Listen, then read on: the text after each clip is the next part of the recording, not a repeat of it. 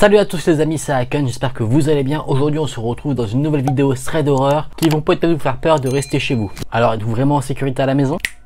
Dans cette première histoire, on va suivre le récit de Cédric. Cédric a 14 ans au moment des faits, il vient d'entamer sa nouvelle année scolaire, il est un peu saoulé, du coup à la fin de la première semaine de cours, ses parents décident d'organiser un barbecue.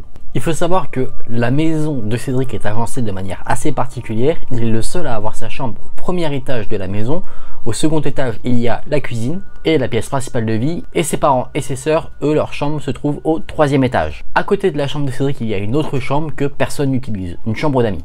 Donc le barbecue se déroule le soir, Cédric mange sa nourriture et ensuite il décide de rentrer dans la maison. Cédric était un peu fatigué donc il va directement dans sa chambre, il ferme sa porte et il commence à fermer les yeux, jusqu'au moment où il entend un bruit derrière la porte et il entend sa porte qui s'ouvre tout doucement. En fait la porte fait un mouvement d'ouverture et de fermeture en continu, ce qui fait qu'il a un bruit assez dérangeant, c'est un bruit de grincement de porte. Cédric il trouve ça assez étrange parce que personne dans sa famille n'ouvre les portes ou les ferme comme ça. Sauf si bien sûr il est 3 h du mat et que tout le monde dort. Cédric se dit que ce n'est rien jusqu'au moment où il va entendre des bruits de pas de l'autre côté de la porte. Après cela, il entend le bruit de grincement. Vous savez quand on tourne une poignée qui est un peu en forme de rond. Le bruit est très lent, la personne qui est de l'autre côté de la porte prend son temps et au moment où il y a un son venant de la porte, vous savez quand la porte elle est fermée et qu'on cherche à forcer, on entend le bruit du loquet. C'est là que Cédric va commencer à un peu flipper.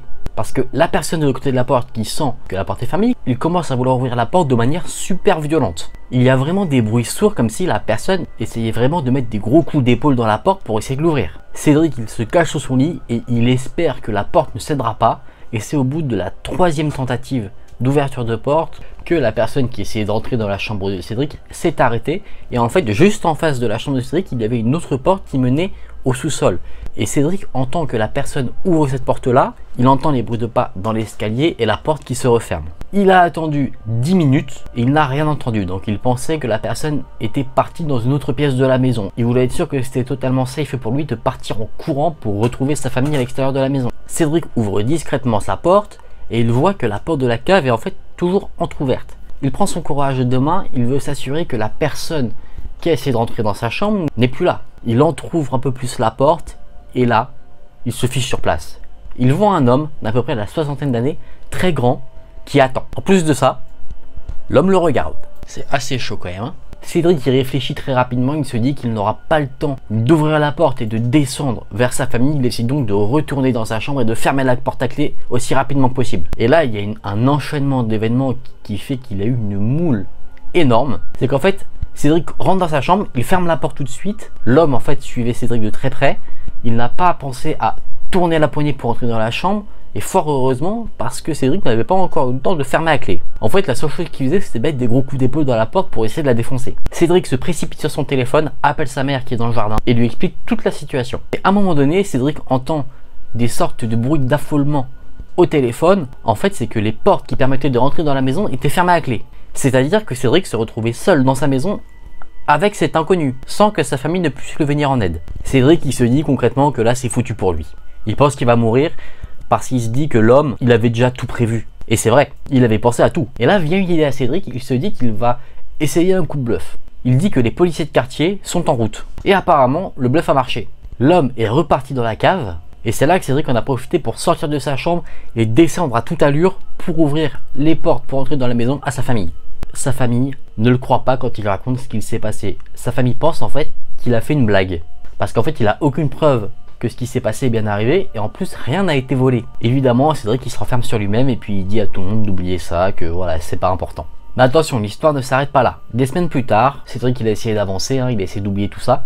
Il était retourné à l'école, c'était une journée plutôt lambda, il était un peu fatigué. Forcément on peut comprendre qu'avec ce qui s'est passé il dormait pas très bien. À l'heure du déjeuner, Cédric il a envie de se retrouver un peu seul, il décide d'aller déjeuner dans un parc. Il veut vraiment être tout seul dans la nature. Donc Cédric il déjeune, il se repose, il avait quelques devoirs à terminer, du coup il est terminé, et puis à un moment il voit un homme qui quitte le parc. Jusque là, rien d'anormal, c'est juste au moment où il va jeter justement ses déchets de déjeuner qu'il voit un portefeuille dans la poubelle, il voit qu'il y a la carte d'identité de l'homme qui a quitté le parc. Cédric il décide de laisser le portefeuille là où il est, au cas où l'homme remarque qu'il a perdu son portefeuille et qu'il revienne directement checker dans la poubelle.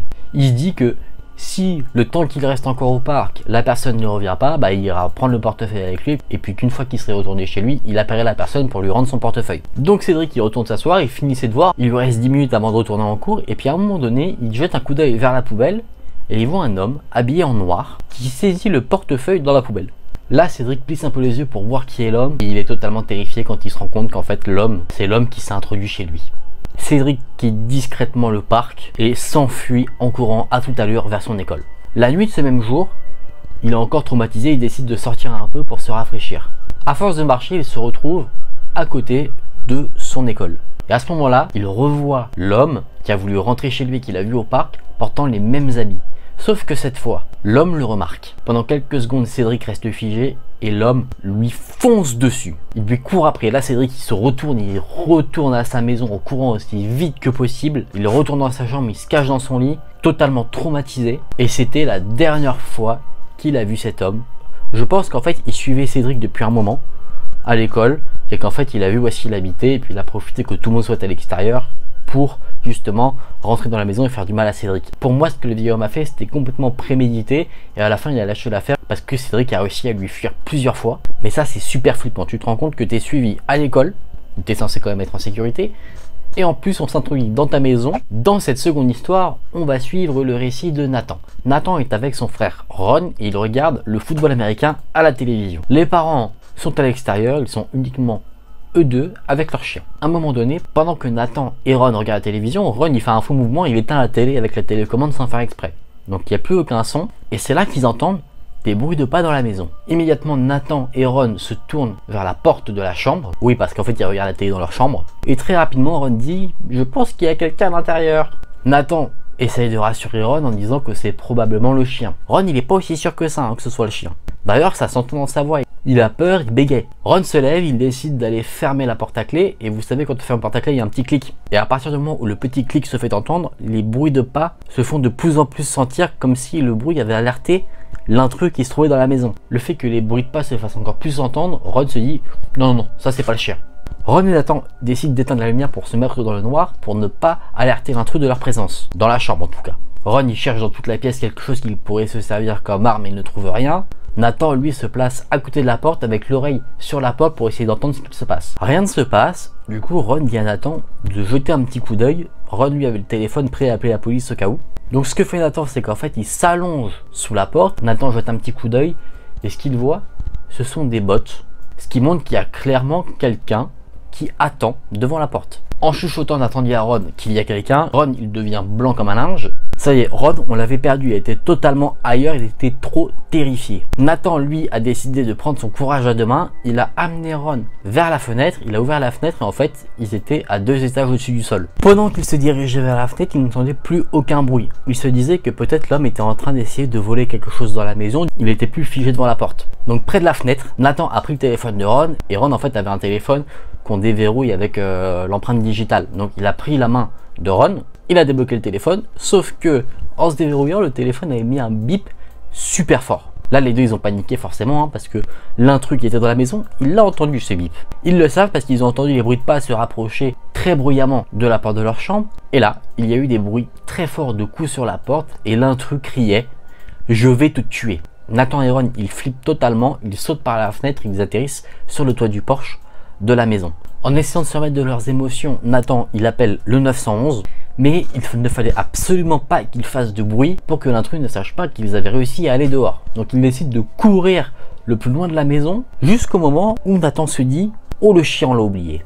Et à ce moment-là, quand il s'est dit ça, il entendait une voix très faible dans sa poche arrière de jean et c'était la police qui répondait à son appel. Nathan prend l'appel et dit à la femme en ligne qu'il a besoin que la police vienne le plus rapidement possible chez lui car il y a un intrus.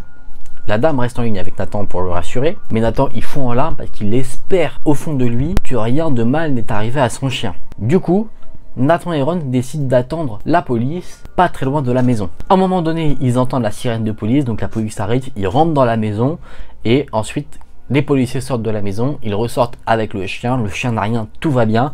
Nathan et Ron le serrent dans ses bras et le caressent, ils sont très heureux de le retrouver sain et sauf, mais ils n'ont trouvé personne dans la maison.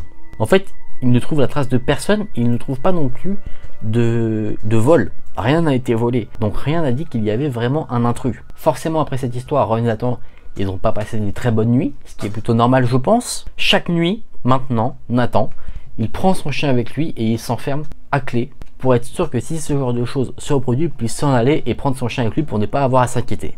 Ils ont également demandé à leurs parents d'installer des caméras de vidéosurveillance et les deux jeunes hommes ont décidé de ne plus jamais parler de ce qui s'est passé à qui que ce soit. Sauf que Nathan, lui, il a décidé d'en parler sur Reddit parce que c'était quelque chose qui lui pesait énormément et ça lui a fait un bien fou de libérer sa parole. Alors là, si vous voulez mon avis sur cette petite histoire, je pense honnêtement que là, c'était un cambrioleur qui venait d'arriver dans la maison et le fait d'entendre la porte, il s'est rendu compte qu'il y avait quelqu'un et du coup, il a juste voulu effrayer en fait les deux jeunes. Là, je pense qu'en fait, on a vraiment affaire de base à une tentative de cambriolage. Mais bon, ça reste quand même très effrayant déjà à lire et en plus à vivre, ça j'imagine même pas. Bon les amis, il est temps de quitter ce monde dérangeant. Ben moi je peux te dire que j'aimerais pas que ça m'arrive tout ça. En tout cas, j'espère que ces deux histoires vous auront plu. Dites-moi en commentaire si maintenant vous allez fermer votre porte de chambre à clé tous les soirs. Si vous avez aimé du coup cette vidéo, n'hésitez pas à vous abonner à la chaîne et à liker la vidéo. Nous on se retrouve très vite dans une nouvelle vidéo. Salut!